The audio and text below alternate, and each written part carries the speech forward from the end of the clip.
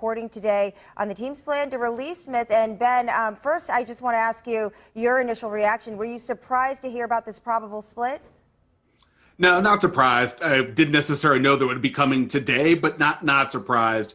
There's a variety of reasons. Among them, from the team perspective, they already have a pretty good situation with regards to the salary cap going into this season, but the only way to make any real adjustment to that to get more space was to release Alex Smith. He was going to probably have to take a pay cut even if he were to stay. And there's also the question about, can you rely on him over the course of a 16-game schedule, considering his leg situation? Obviously an amazing comeback, a great teammate, a great leader. But in terms of moving forward, I think they had questions to some degree about whether they could count on him over the course of a full season for where they're trying to go. And obviously, you made reference to some comments he made recently. I think it became sort of apparent, perhaps even to him, that to some degree the writing was on the wall, and maybe his comments in recent days have gotten a little more bold, and maybe that's a sign that he kind of recognized it was time to go as well. Yeah, I mean, so, getting to this point, because a lot of times when you hear about a team releasing a player, you often think, hey, it's the team making this decision. What are you hearing on your end as far as how we got to this point? Is this the Washington football team, or is this Alex Smith saying he wants to be released?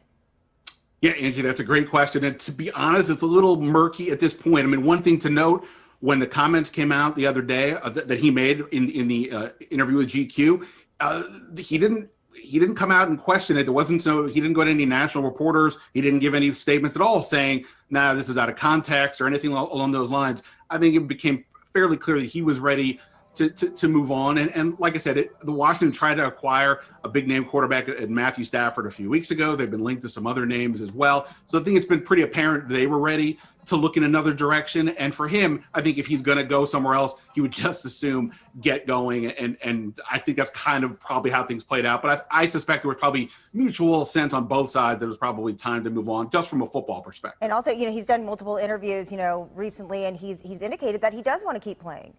Seems like that's the case. That's the next move.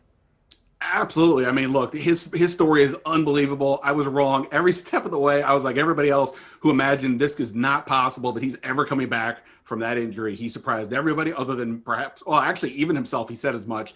But he played fine. They won his last 5 starts. And I think from that, he said, yeah, let me see what else I can do. I've come this far. Why not come further? There are other teams in the league that still need quarterbacks. This is not a great free agent market. That's what Washington is kind of facing now going forward. So it's possible that some team will look at him and say, either as a start or to be the veteran to help a younger quarterback, say, hey, come check us out. And the one thing that also remains uncertain, of course, it seems like it's always the case, is the quarterback situation here in Washington.